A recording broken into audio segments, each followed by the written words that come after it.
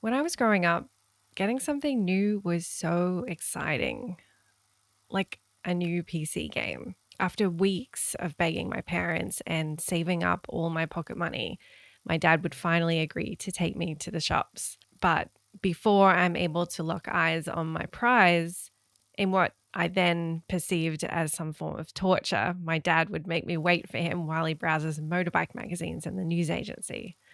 Patience is a virtue. Sure. Once free, like a seeking missile, I locate my target on the shelves while dad mocks me. Are you sure that's the one you want? Ha ha ha. Pure excitement explodes out of me. Yes!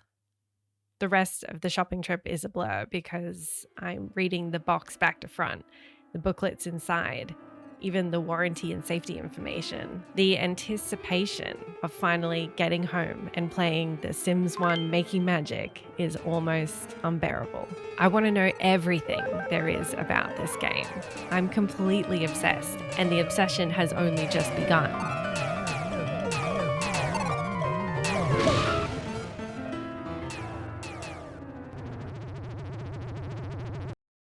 And now you might say, well, duh. Of course, you don't react this way as an adult. Kids are extremely excitable, and the sense of wonder that a child has for the world is just not comparable to now.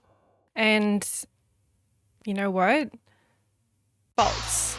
I'm still a highly excitable person. I'm still a highly obsessive person, particularly when it comes to my hobbies and interests. And at this stage in my life, I kind of have the money and freedom to buy things that I just want. So what's going on here then?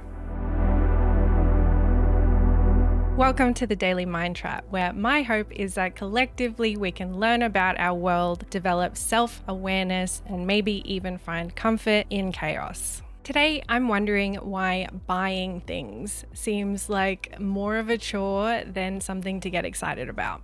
If you're new here, thank you for stopping by. Please like and subscribe if you want to see more from me.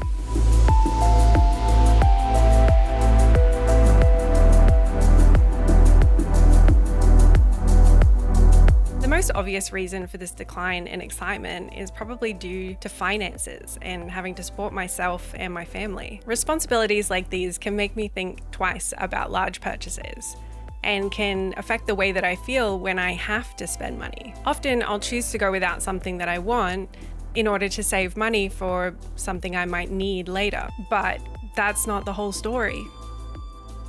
Shopping has become a chore. Sleazy salespeople, obnoxious advertising campaigns, shopping malls, faulty products, hidden fees, tricky websites. Sign up for this. Give us all your information. I don't want to have to sign a waiver at Athlete's Foot so that they can check the bacterial composition of my toenails in order to recommend me the perfect running shoes, when you and I both know that those shoes are never going to be used for running.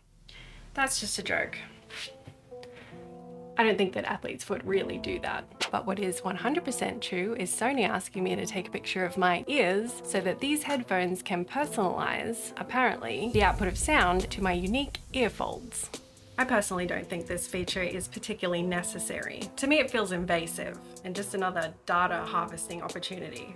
And I've already bought your damn products, Sony. Upselling. Companies have zero shame when it comes to harassing you to spend more money. Let's take the remarkable 2 notepad.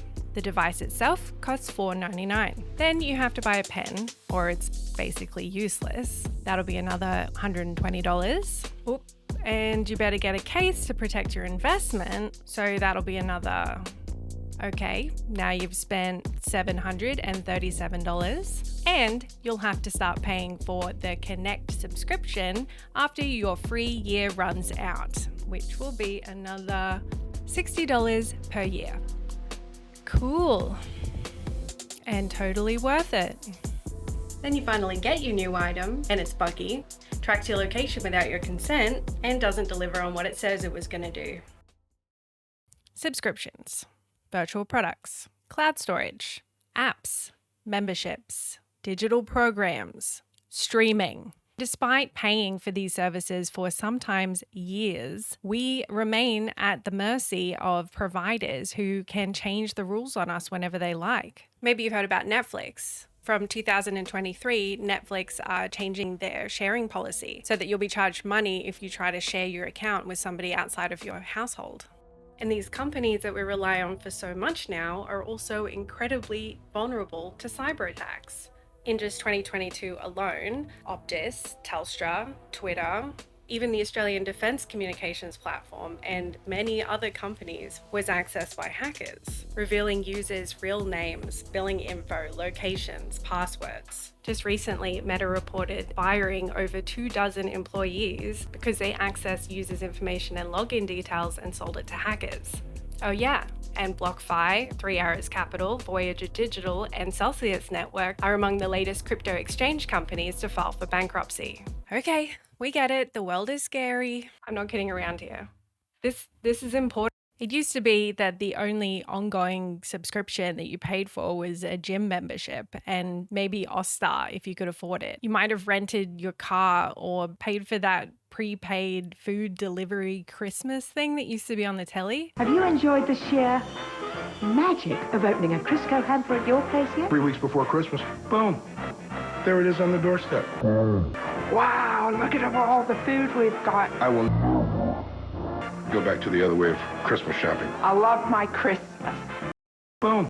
Now, we're almost exclusively sold things that we will never own, and if we stop paying for, we'll lose access to them forever. When did we ask for that? If I wait in line for 5 hours to get tickets to a live show, I want that ticket in my grubby little hands, free to do with it as I want.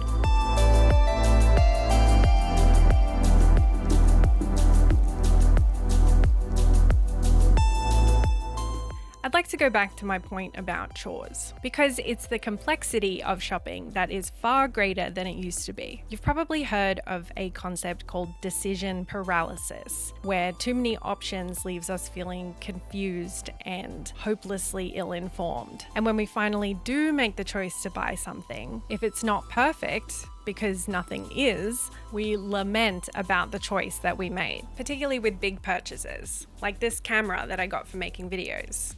Despite all the positives, we're never truly happy with what we end up with. We put all this time, money, and effort into researching, sourcing, learning how to use it, building anticipation and expectations. So when we finally get it, we're inevitably dissatisfied and stuck thinking about the other options that we should have bought instead.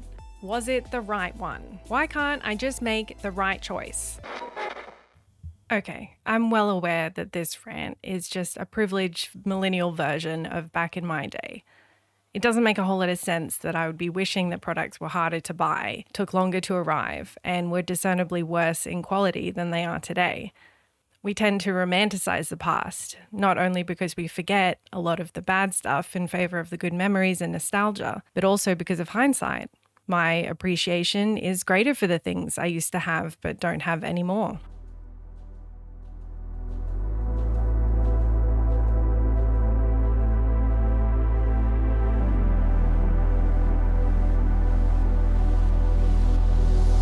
You get what you pay for.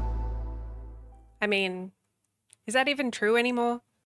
This whole video idea started because I'm due to upgrade my phone. I purchased this one about 3 years ago, and it's done a pretty good job so far.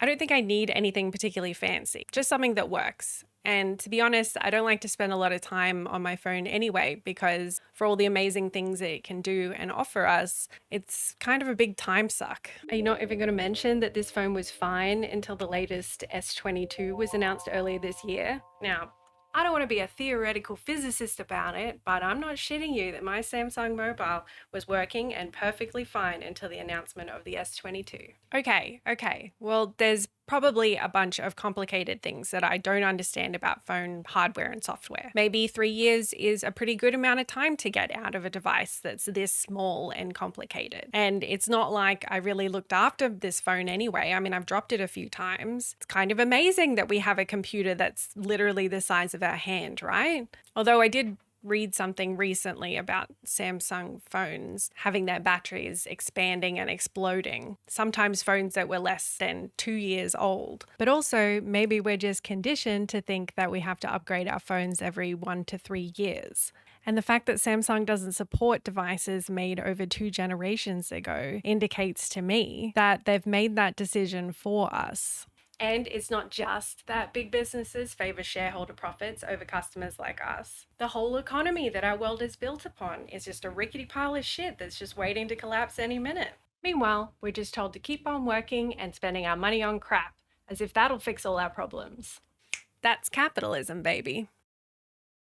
So, this dilemma of buying a new phone, it's got me thinking about all the phones I've had in my life so far. The tech industry has changed a lot since I got my first mobile phone. It seems like it's one of the fastest moving industries, and I'm not even going to pretend that I keep up to date with it all. But about once a year, I do like to check in on the tech world, see what's improving or not, and what people are spending their money on. But I'm also so fascinated by these tech review YouTubers. They're like the modern day door-to-door salesman coming into your personal time and trying to sell you a vacuum cleaner. As consumers, we trust somebody who looks like us and speaks like us on YouTube. Well, we trust them more than traditional advertisers and mainstream media anyway. But retailers know that, and influencers are one of the best ways for brands to get direct access to consumers. And remember, kids, if something's free, you're the product. We really put so much emphasis on the purchasing of a product, the packaging, the reviewing, the posting about it on social media, the message board opinions that we have of a new game. And really, this is comparable to how it was when I was a kid and I was so excited to play The Sims on my dad's crappy desktop computer. The technology of that first flip-top phone was something so new, so innovative. But the Samsung S22, well, it's got a slightly better camera, but it basically does the same thing. And a few weeks after owning it, and when I inevitably drop it and crack the screen, it's going to be old news until I get the next one.